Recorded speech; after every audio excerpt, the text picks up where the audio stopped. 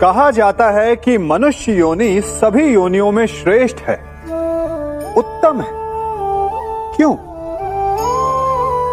क्योंकि वो बातें कर सकता है, विचार कर सकता है, या वो आविष्कार कर सकता है, अद्भुत यंत्र बना सकता है।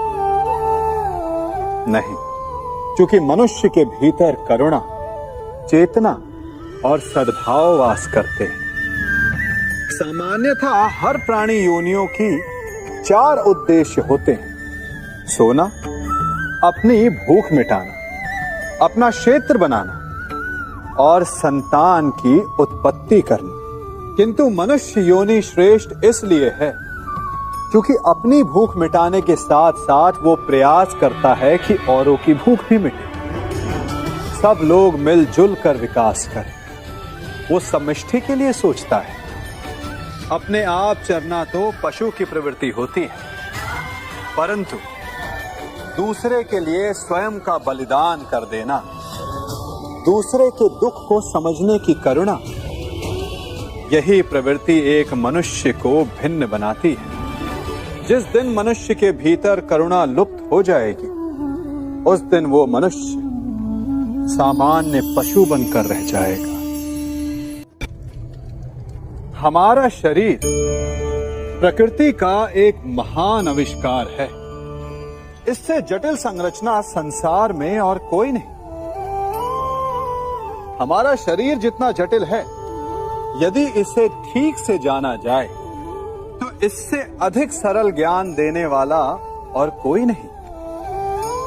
हमारे शरीर में 5 इंद्रियां होती हैं जो हमें भाव, गुण और वस्तुओं का बोध कराती हैं। हमारे पास आंखें हैं, नाक है, स्पर्श के लिए त्वचा है, कान है और जीभा है। सबका भिन्न भिन्न कार्य है। आंखों से देखना, कानों से सुनना, नथनों से श्वास लेना, त्वचा से स्पर्श करना और जीभा से स्वाद लेना। परंतु क्या आपने कभी सोचा कि प्रकृति ने हमें 2 आंखें दी, 2 नथने दी, 2 कान दी, स्पर्श के लिए ये पूरा शरीर दिया, परंतु जीभा केवल 1 दी? ऐसा क्यों? क्योंकि प्रकृति चाहती है कि हम देखें अधिक, सुने अधिक और ज्ञान अधिक अर्जित करें, बोले कम। क्योंकि अधिक वाचाल नाश को निमंत्रण देता है। स्मरण रखिएगा। कभी आप ब्रह्म मुहूर्त में जगे हैं? जगकर आकाश की ओर देखेंगे तो पाएंगे कि भोर होने से ठीक पूर्व रात्रि तनिक अधिक घनी हो जाती है।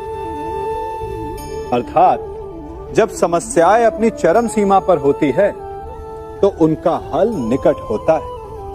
परंतु जो इस अंधकार से हार जाता है, वो इस अंधकार में डूब जाता है, और जो संघर्ष करता है वो उस अंधकार से उभर आता है।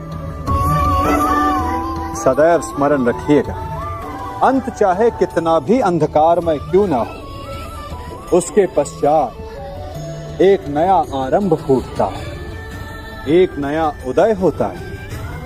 चक्रवात के पश्चात जो शांति छाती है, उसके पश्चात प्रारंभ होता है शुभ जीवन का, शुभ भविष्य का, शुभ नव प्रारंभ का। सागर तो आप सभी ने देखा होगा, बाहर से कितना उन्मुक्त और भीतर से कितना शांत। उसकी बलशाली लहरों को देखकर ऐसा लगता है कि मानो वो सब कुछ चूर चूर कर देगी, परंतु उसके गर्भ में ना जाने कितने अनदेखे अनजान जीव पलते हैं। उसके भीतर मोती मुक्ता जन्म लेता है।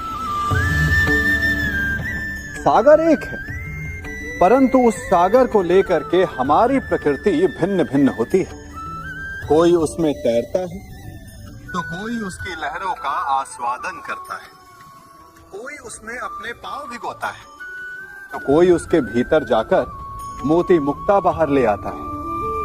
तो कोई तट पर बैठकर सागर की लहरों को निहारता है, कोई उसमें जीवन का आरंभ देखता है तो कोई उसमें अपने जीवन का अंत देखता है। सागर एक है, परंतु हमारी प्रकृति के अनुसार सागर की प्रकृति भी बदल जाती है। इसी प्रकार जीवन है सबके लिए समान, परंतु उस जीवन में आपको प्रसन्नता देखनी है, प्रसन्नता पानी है, या आपको पाना है अवसाद, ये आप पर निर्भर करता है। हम सभी अपने जीवन में कोई ना कोई कार्य करते हैं। कार्य करते हैं तो थकान की अनुभूति होती है, और यदि थकान ना उतरे तो कार्य करने का मन नहीं करता। हम आशा करते हैं कि कदाचित एक दिन में 24 के स्थान पर 26 घंटे होते तो आराम करने के लिए हमें और अधिक समय मिल जाता। हमें ऐसा अनुभव होता है कि हम बहुत अधिक कार्य कर रहे हैं, है ना? परंतु क्या आपने कभी सोचा कि जो लोग संसार में सफल हैं, उनके पास भी सफल होने के लिए दिन में केवल 24 घंटे थे, तो फिर वो सफल क्यों है? इसका एक छोटा सा रहस्य है। वो कार्य चुनते हैं जो उन्हें प्रिय है, जिसे करने में उन्हें आनंद आता है। उन्हें लगता ही नहीं कि वो कार्य कर रहे हैं, उन्हें लगता है कि वो प्रतिपल आनंद मना रहे हैं। और जब आप आनंद मनाते हैं तो थकान कैसी? इसलिए यदि आप जीवन में कोई भी कार्य करें तो वो आपके मन को भाना चाहिए, या जो कार्य आप कर रहे हैं उसे अपने मन को भा देने दो। सफलता आपको मिलेगी। हम सभी बचपन से ये सुनते आए हैं कि अच्छे मित्र हमारे जीवन को पूर्णतः परिवर्तित कर सकते हैं, है ना? अच्छे मित्र, परंतु कौन? जिनसे आप प्रश्न पूछें और वो मित्र बिना किसी पक्षपात के, भय रहित होकर, बिना किसी लालच के आपको उचित उत्तर दें। परंतु सबके समक्ष ये समस्या आ जाती है कि आज के समय में ऐसे मित्र मिलना दुर्लभ हैं, वो तो होते ही नहीं। परंतु मैं आपको एक बात बताता हूं, हम सब के पास एक ऐसा मित्र होता है, बस हम उसे पहचान ही नहीं पाते। वो है दर्पण।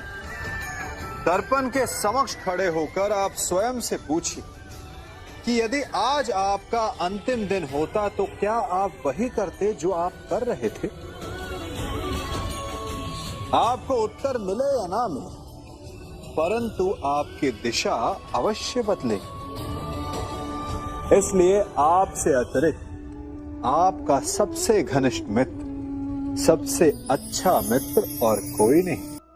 हम सभी सुनते आए हैं कि जो वीर होता है, साहसी होता है, शौर्यवान होता है, उसके समक्ष सारा संसार झुकता है। वीर भोग्य वसुंधरा। परंतु वीरता है क्या? शौर्य क्या है? साहस क्या है? साहस युद्ध नहीं, वीरता विजय नहीं, शौर्य कभी ना गिरना नहीं। साहस किसी चुनौती के समक्ष खड़े होने का भाव है, तो वीरता उस चुनौती को उत्तर देने के लिए पूर्ण परिश्रम लगा देना है। और शौर्य का अर्थ है गिरकर फिर से उठने का साहस रखना, बार बार प्रहार करके वीरता दिखाना, निरंतर प्रयास करते रहना, निरंतर परिश्रम करते रहना। इसलिए विजयी होने से अधिक महत्वपूर्ण है शौर्यवान होना, क्योंकि जो शौर्यवान है उसे विजय मिलना निश्चित है।